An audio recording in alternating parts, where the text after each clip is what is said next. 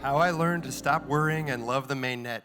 To discuss why the public Ethereum Mainnet will become essential to private confidential business solutions, please welcome Head of Blockchain at Ernst & Young, Paul Brody, and Head of Web3 Studio at ConsenSys, John Wolpert.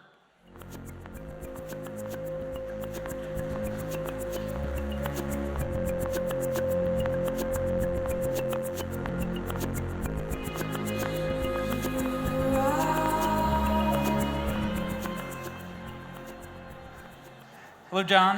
Hello, Paul. Been a long time. It's a very long time. Hello, everybody. Hello. All right. So we're really glad to be here. It's been a 5-year journey since Paul and I worked at the same company, that big blue company. That one, yes. That one. And we're going to talk about our 2 journeys and where they've led us, which is, I think, a pretty interesting story. So Paul, you're at Ernst & Young today, and we'll talk about where we've been, but talk about where you are today, Ernst & Young. What do you guys really actually do? So what I tell my husband is EY invented red tape. We're auditors, so we are very, very good at process administration, but fundamentally EY is a professional services firm, and what we are doing today really is in my area, we are building blockchain business applications, and we are doing audits and taxes for companies that do business on blockchains. Right on. So, okay, that's a pretty practical thing, but you're a visionary, you're a scout. You're not even a pioneer, you're a scout, right? You're going to get eaten by the bear, right? Before the pioneers show up and the settlers. You've always needed to have vision behind what you're doing. What is the vision behind your work in Ernst & Young Blockchain? So the vision that we have that really drives us is, if you boil it all down into one sentence, it's this. We believe that blockchains will do for networks of companies what ERP did for the single enterprise. Now, how many of you have had the life-changing joy of an ERP implementation? A few of you, yeah, right? It's all about 2 things. Let's all get on the same page about process, and let's all get on the same page about the facts. And so fundamentally, the idea that we have is that blockchains will do that for networks of companies, that these transaction costs that are ERP has radically reduced transaction costs inside the enterprise. Blockchains make it possible to radically reduce transaction costs across networks. Okay, so that's a vision. But what are you doing about that today? How are you making it real? So the practical aspect today really for EY is 2 things. Number 1, we build business applications on blockchains. So we have a product called OpsChain, and our vision behind OpsChain is very simple. We can take any kind of business process and model it with tokens and contracts, right? Supply chain replenishment, right? We have an automaker that does Kanban. You pull a part from the system, it consumes a token, right? And it triggers a smart contract that orders replenishment. It's business process executed using smart contracts and tokens, right? So that's one part of our business. And then the other part of our business, so there's stuff that you do on the blockchain. And then the other part of our business is analyzing what happened. And so we have a tool called Blockchain Analyzer, and we have about 100 audit clients that use Blockchain Analyzer to do their financial statements, any kind of earnings, revenue, matching transactions, tax calculations, and starting this year also token and contract security audits. Right on. So, and then you've really always been, you were Ethereum at least a year before Ethereum was even really out there. So I used to get these calls from IBM Security. You let in a guy to the lab who looks like he's under the age of 12 and is chain smoking, and he signed your name in. So we all know who that is. We have been. When I went to EY, I was sort of lucky and constrained. I did not have engineering resources, right? We could not have built Fabric, right? You had the opportunity, the ability to build something we did not, and it took a couple of years for us to build a real engineering team. So when we looked around, we realized quite quickly that Ethereum is the right platform. And tokens are the right way to do it. And so we decided to zero in on Ethereum, and we build all of our business applications in the Ethereum ecosystem. Okay, so we'll talk about Fabric a bit and that part of the kind of the divergence of 2015. but today you've got a new Ethereum thing that's pretty exciting, which is kind of the news of the night, is Nightfall, and how Nightfall is going to make it possible for more enterprises to do real work on the mainnet, not on some enterprise blockchain. That's talk right. about So, that? yeah, so, we came to the conclusion fairly quickly, and it doesn't take a lot of time to think about this, that there are several things that need to happen in order for enterprises to feel comfortable doing business transactions on public blockchains, right? The first is you've got to move to tokenization. Believe it or not, most enterprise solutions out there, and I'm not going to name names, they are notarization solutions. Like, if you want to timestamp a PDF, can I just recommend Dropbox? It's cheaper, right? So notarization has to shift to tokenization. Within tokenization, you've got to have fiat currency tokens. And I'm not anti-cryptocurrency, but our clients, which are large corporations, transact in fiat currency, right? It needs to be regulatory compliant. And most importantly, the deal killer for any enterprise is privacy. If on the mainnet, I can use analytics or other tools to figure out what you're buying, how much you're paying for it, where it's coming from, I'm not going to get on board, right? No way. So we looked around and we realized that if we want enterprises to use the public mainnet, they must have privacy. And so Nightfall is really the second generation of our zero-knowledge proof-based private tokens. We launched the first version at DevCon last year. All running on the mainnet. Yes, all running on the mainnet. And we spent the last 6 months basically driving the transaction cost down, the gas consumption cost down. So when we launched this last year, it cost $100 in gas to do a ZKP transaction. I know what you're thinking, it's a bargain, right? But probably a bit of a non-starter. We are now down to about $5 in gas consumption for a ZKP transaction, and our goal is to get down to probably under 50 cents. But we also realize, and this is the issue behind Nightfall, and it's why it's called Nightfall and not EY Nightfall, is that if we want this to happen, we cannot keep it for ourselves. We need to make it public. And so when we release Nightfall, which will be in about 10 days, it will be open source and public domain. No license, no gotchas, no special terms and conditions, 100% public domain. Apache 2 or MIT license? No license. Public domain. Oh. We relinquish all ownership of Nightfall. If you look at all the games that are being played with open source licenses now, there's a very simple way to fix that. Just let everybody use it. You know, I'm going to take that back to my team today. We'll talk about my team in a minute. But I'm going to take that back to my team and say, you know what, we thought Apache 2 was good. We got to do what Paul's doing. So good on you. All right. So that's Nightfall. Anything else you want to say about it? So Nightfall is kind of one part of a bunch of stuff that we are doing. If you think about how enterprises operate, right? What happens is, and I have a colleague, this is, by the way, this is accounted humor, so you may not find it funny. I find it funny now because I've been at EY for 4 years. But one of my colleagues, she says, the value proposition of working with the Big Four is that you're less likely to go to prison. And she's right. You know, at the end of the day, large enterprises, if we want to kind of do transformation at scale, large enterprises must be involved, right? That is kind of what drives all of this process. That's what, you know, the huge amounts of assets are. Large enterprises are risk averse. So Nightfall means private transactions, but also we need to be able to show them we can audit their transactions, that we can prove to regulators that they have been complying with the law. And we've got a couple of other cool technologies that we're not completely open sourcing, so it's hopefully a little bit of a freemium model, but we have a cool technology we built called DiePack, which allows you to tag stolen tokens and issue replacements.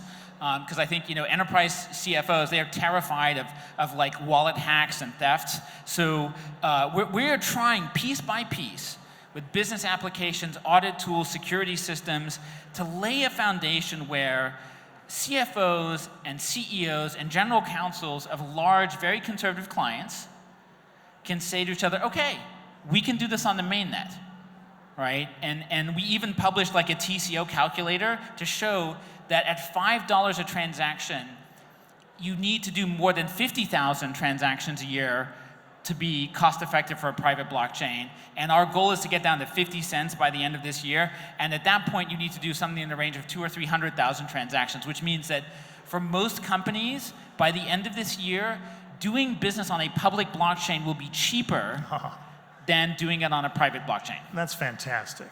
Well done. So, I mean, that's a bit, I don't know, it's late in the day, but if you're not getting what the implications of that are, you know, read up. It's a big deal. And yeah, how long has Ernst & Young been in business?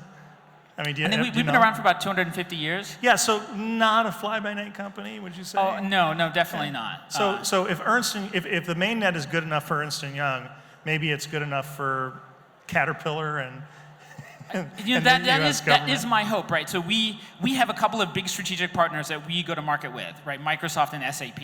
Yeah. And you know, if you think about sort of the warm fuzzy, you show up at the CEO or the CIO of a large enterprise and you say, hi, we're an audit firm, and we are here with the world's largest enterprise software company and the world's largest hosting and infrastructure company, and we're telling you that the mainnet is not scary, right? Because I'll tell you a great story. About 2.5 years ago, we had a blockchain-based procurement system ready to go for a really big CPG company, and they loved it. We're on the phone, we're reviewing the final kind of review of the proof of concept, and our client's like, Paul, this is amazing. You know, we think if we deploy this, we can save like $200 million a year. Our security people are very satisfied with this. We think it's going to be very powerful. We are not deploying it. I had exactly the same experience at IBM. And I was like, okay, I was writing the press release in my head, and I was like, wait a minute, can you just play that back to me? And the answer really came back as, blockchain news scary. We don't want to go first. Yes, right. And so as we're on memory lane, that's where we're going to go next. So there's a funny story here, a larger funny story, and it's going to come to the punchline of this whole conversation. So 5 years ago almost, you were on stage at CES. Yeah, CES with Samsung with a cool demo of Ethereum running on a Ethereum Alpha running on Samsung refrigerators and washing machines. It's called Adept, right? Yes, autonomous, decentralized, peer-to-peer telemetry. And you made the brilliant mistake of talking to the press about it. I was told, do not say the word Bitcoin. And because I am very well blockchain, behaved, right? I may have said the word Bitcoin several times in addition to blockchain. And now you're at Ernst & Young. Yes, that worked out well for me. Not to make light of this, but it turned out well for you. But 4 or 5 months later, I show up. I know. I'm not going to lie to you. You know, I was in kind of the pit of despair, right? and I had to leave IBM to pursue this kind of dream, which and EY wasn't completely bought into it yet at the time, and to have been told just a few months ago, like, blockchain, like, stop talking about it, don't do this, and then to turn around and be like, IBM's all over blockchain, and you're not part of it, so good luck with that, right? I was very jealous. Right, and rightly so. But the problem was that you said it a little bit too early, and we confused customers, right? So you have banking executives calling the chairman, and that's a problem, right? 4 or 5 months later, we had laid the foundation, and we all said, blockchain's not Bitcoin, right? And everybody started repeating that, and suddenly, I could say it all day long because the chairman was saying it, right? And so that turned the page, right? We went from there to Fabric and an enterprise blockchain, and I was the global head of products for that whole thing. And then Joe Lubin called and said, hey, do you really want to work on that, or do you want to build real applications on the next internet? And that was an easy answer for me. So I went from one side to this. How was it an easy answer? You had the world's largest tech company. I mean, still, when I go to clients, they're like, I have had clients literally say, so are there blockchains other than Hyperledger? Right? I know you all think like that's a crazy question, but you are not an IT executive in a Fortune 500 company. You know, the degree to which large enterprises talk to each other is very intense, right? And we've had to explain, and I certainly would have been jealous. I don't think it would have been an easy choice for me. Well, the hardest choice for me was the end of the summer of 2015, just a few months after all of this, right? Where we were working on Ethereum and really wanted to do Ethereum. We loved Ethereum. My whole team did.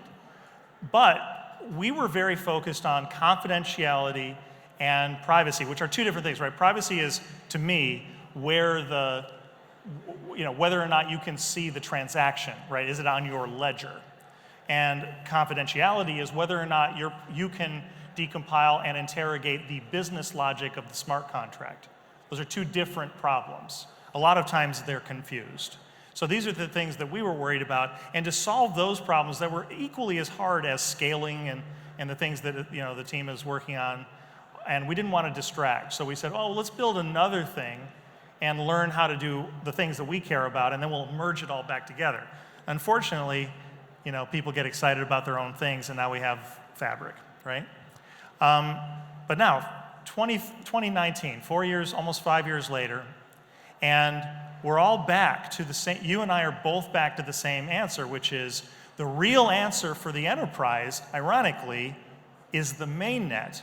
Now you have one approach. I've been talking a lot about using the mainnet as a message bus, and that's really going to be the story I'm going to be telling a lot for the rest of the years, is that enterprise message bus, if you think about it, the Ethereum mainnet is a great solution for that problem, and it doesn't creep out the CEOs and the CTOs who are worried about their business logic getting onto the mainnet, but it allows interoperability to be safe without silos.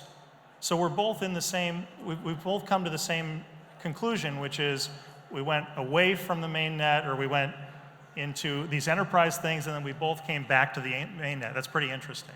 Well, I always believed in the mainnet, and the problem was the lack of privacy. At the end of the day, the lack of privacy made the mainnet for some period of time not an option.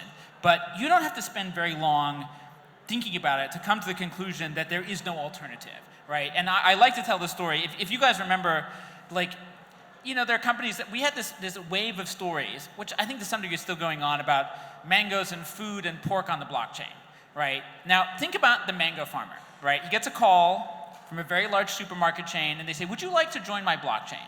And the mango farmer's like, what's a blockchain? But sure. Because at the end of the day, when your largest customer calls and says, would you like to join my blockchain? They're not asking, right? Or maybe the question is, would you care to continue to do business with me? So, yes, they get on the blockchain, right? But then their other customer calls and says, hey, can you join my blockchain? Right? Oh, and by the way, in order to ship your mangoes, I'm going to need you to join this other blockchain, and another one for insurance, and maybe a different one to get paid. And at a certain point, this mango farmer is going to say, you know what, guys? How about you fax me the order? Because that works for everybody, right? And that's where, and you talk to any client, and if you spend even 5 minutes thinking about it, you come to realize, that doesn't scale. Private blockchains, technically, people are like, Paul, that private blockchains scale wonderfully. No, organizationally, they do not scale. And by the way, industry consortia don't scale either. Car companies do not buy cars from each other, all right? Supermarkets do not shop at each other's stores, right? Everything that we make, buy, and consume ultimately crosses multiple industry boundaries. So if I have a token that I can put on the blockchain, and it represents a mango, or a bottle of wine, or a car, I can buy that token, I can sell that token, I can transfer it, lease it, borrow against it, and if I can do that with privacy using zero-knowledge proofs, I can do that in the full view of my competition on the same network. That is the only thing that scales. And so we came to the conclusion pretty quickly there was no alternative. And the big thing, the best thing, and the thing I was most jealous about IBM was you guys had engineers. IBM had a math department. I worked with Nobel Prize-winning physicists. And so the nicest thing for me at EY, and the best thing about EY as a firm, is they gave me the time and the money to build a technical team. I have nuclear physicists, I have mathematicians now, which is an incredible joy, because I love being the dumbest guy in the room, and believe me, I am stupid compared to these guys. I really, honestly, I'll tell you, I have no idea how zero-knowledge proofs work, right? It breaks my brain. I can explain it to you, but I don't really understand it. It's like I took statistics, and they teach with the Monty Hall problem. I still don't understand that one either. Monte Carlo problem? Yeah, no, well, the thing where you're supposed to change doors, I still don't get it. I still want to keep the same door, but having that patience, the chairman of EY, I love to tell the story. If I had texted the chairman of my prior employer, she'd be like, "Who the heck are you?" When I text the chairman of EY, he's like, "What do you need? What paperwork do you need cut? What red tape do you need broken through?" Right? It's a different environment, and it's been so exciting to have a patient investor who will let me build really difficult technology with no instant payoff. Yeah, well, you should count your blessings too. I mean, the one problem with having all of that engineering talent that is used to throwing in the kitchen sink is that they will throw in the kitchen sink, then go to the neighbor's house and rip out their kitchen sink and throw that in there too. So, what we built with Fabric is, in my own estimation, is pretty overbuilt, and it's worrisome from that perspective. It's not elegant, in my view, but it does do. I think the reason for it was noble, and I think you just talked about supply chains. The problem for supply chains that preoccupies my thinking is, and I wonder what your thoughts are on this, is say I'm a pharmaceutical and you're a wholesaler, and there's a pharmacy over there, right? Now, we all need to know where the drugs are. So we need to share state, right? We need to know a state, location A, B, C, right? So it's, my location value is going to go from A to B to C. But the business rules, the reason why I'm going to let A to go to B are complicated, fraught, and what you need is an open law contract that turns into Scala code, that turns into a set of executables. But I can't let him execute those executables on a blockchain. A private blockchain or a public blockchain, it's a nudist colony. It's just whether you're on a private beach or a public beach, right? So I can't put that business logic on a private or a public blockchain, because I don't want him to see it. I just want him to see that we've gone from A to B, and then when that happens, a bunch of business logic, maybe on open law, is going to start to fire off between you guys that I'm not party to. The only thing I need to know is that your machine is not putting secret aces into your deck, right? You need to be not naughty, but I don't want to know what your actual business rules are.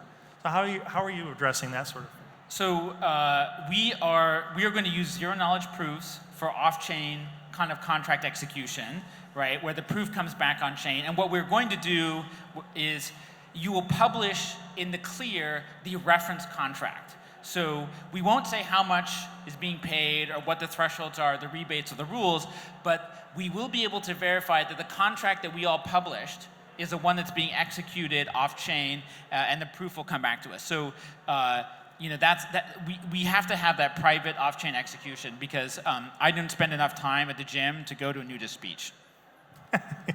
Yeah, neither do I. Right. So that's our time. We're here all week. Thank you. I didn't say I prefer to have a 2-drink minimum for my talks. It's much right. So Paul, it's really great to see you again. I think we should just go around the world saying to CEOs, "Hey, remember when you wouldn't say blockchain and then you did? Well, now you're going to say mainnet, and here's why. It's actually safe without silos." It is, and I'll tell you, I'll just maybe share one sort of closing thought. I talked to our leadership a lot about, I sat down once at a partner dinner with a bunch of the audit partners, and they said, "Paul, how much longer are you going to continue to spend our money on this blockchain thing?" And I said, "About 10 more years. And the reason why it's 10 more years is this. Back in 2006, Amazon launched the public cloud. And at that time, if you had asked an enterprise CIO, "Are you going to use the public cloud?" to be like, "No way, not a chance." In 2017, more than half of all new enterprise applications were launched using public cloud. So my benchmark is this. It takes 11 years to go from over my dead body to sure this is going to happen. right? Year one of that roughly 10-year period is 2019. So, by 2029, everybody will be saying, yes, of course we're doing these contracts on the public mainnet. That's my forecast, I think 10 years. I think we need to speed it up, because if it's 11 years, it will actually be over my dead body. So Maybe you should spend time at the gym then. everybody, thank you very much for your Thank you. time.